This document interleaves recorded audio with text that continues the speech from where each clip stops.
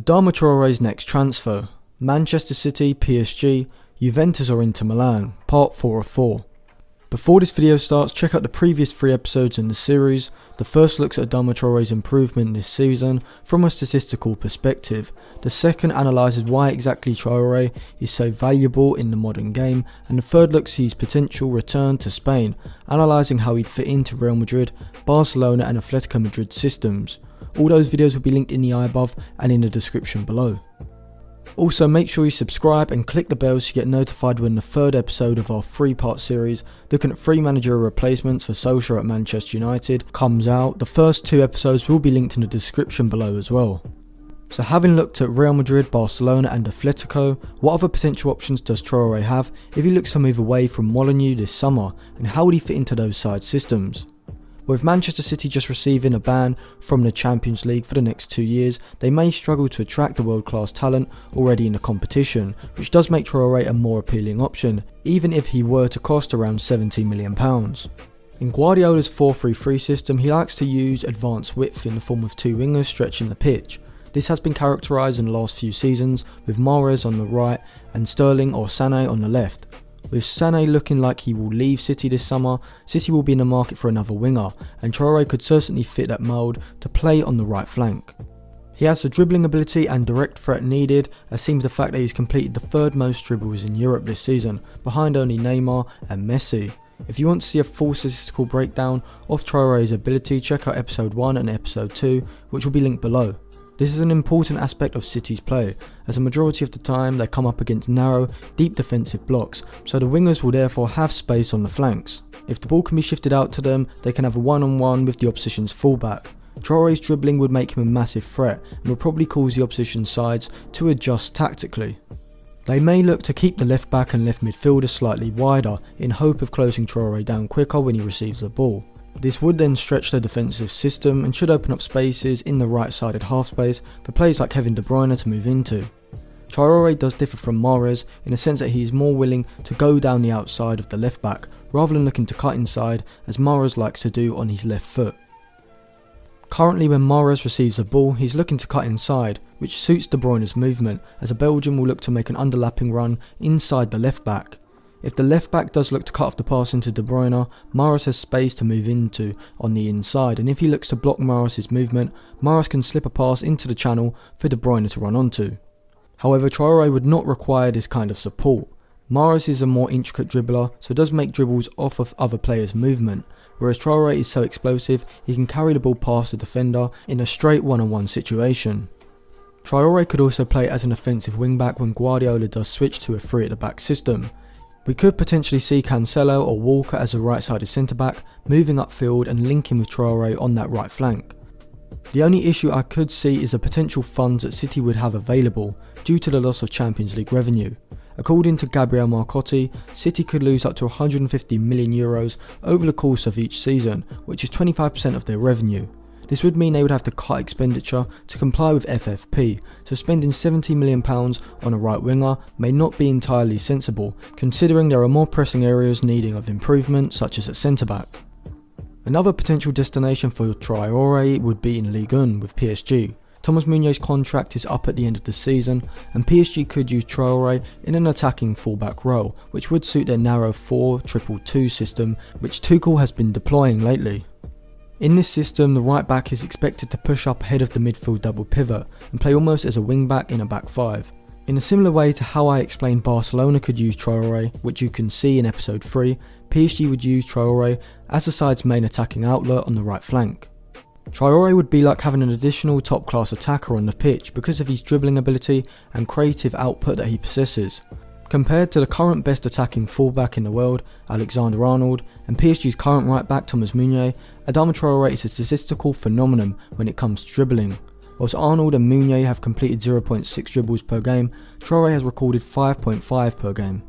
Even though Alexander-Arnold is a superior chance creator, as seen with his 2.6 key passes per game this season, Traore ranks higher than Meunier for key passes completed with 1.4 per game compared to the Belgians' 1.2 per game. With the right defensive training, Traore could become a fullback that is almost considered a top-class attacker, as Alexander-Arnold is now and Marcelo was a few years ago. These players are worth considerably more than a regular fullback, because they bring the chance creating ability of an attacking player, which is why a team's in-possession structure can be adapted in order to get the best out of a fullback like this. The tactical adaptation at PSG would probably come from keeping the midfield double pivot, Marco Verratti and Idrissa Gueye, deep in possession. Gueye, who has excellent athleticism and reading of the game, could sit behind Traore in a kind of wide defensive midfield role, looking to break up the opposition's play when they look to counter quickly on their left-sided channel, in the space vacated by Traore. This would give Traore the freedom to push higher up the pitch and give PSG a unique threat from the right-back position. He could also be valuable for the likes of Verratti and Neymar. Both players are very good at picking up passes over the top of the defensive line, and with Traore's pace, the ball over the top of the left back is an appealing attacking pattern of play for the likes of Neymar when he gets on the ball. In many respects, Traore would be like a wide receiver in the NFL, making a run ahead to receive a long pass from the quarterback, which would be Verratti or Neymar. Traore's dynamism would also give PSG a great weapon of use in the Champions League when they're looking to sit deep, transition the attack quickly and hit teams on the break. Traore could be used in a similar position on the right of a midfield four to how Dani Alves was used at Juventus, using his incredible pace to drive the PSG attack forward into the final third. If PSG were able to keep both Neymar and Mbappe, then Traore could be a viable option. He'd certainly suit the system that Tuchel is using with both those star players in the side. 70 million would be a lot for a fullback, but he could bring the same level of attacking output as a Marcelo or Dani Alves, and for a player who could also bring versatility, it could be well worth it. If Traore was looking to make a move to Italy, then Juventus could sign Traore, using him as a right back or a right midfielder. Assuming Sarri is still in charge at the Allianz Stadium, then an attacking minded right back would be top of his improvement list. Currently, Sarri has been using Cuadrado in the right back slot ahead of Danilo due to the Colombian's offensive qualities. However, Cuadrado is 32 at the end of the season, so isn't going to be able to develop into a top class right back that Sarri would need in a 4-4-2 diamond system. Traore, even though expensive, would certainly fulfill this role. With Bentancur playing on the right side of central midfield, Traore could be given a license to push forward down the right flank as a right winger would. His ability to beat his man and deliver a deep cross for Ronaldo would certainly aid the Portuguese's game, as Ronaldo is fantastic in the air.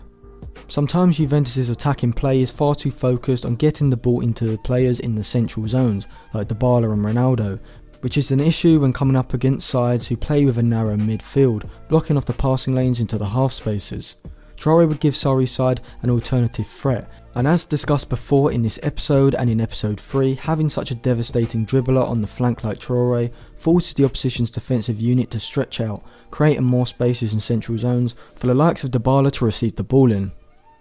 However, I would advise against Juventus pursuing this transfer, because they do need a complete rebuild of their ageing midfield, with players like Cuadrado, Khedira and Higuain needing replacing, so spending £70 million on one player would be neglecting other vital areas of the squad that need improvement.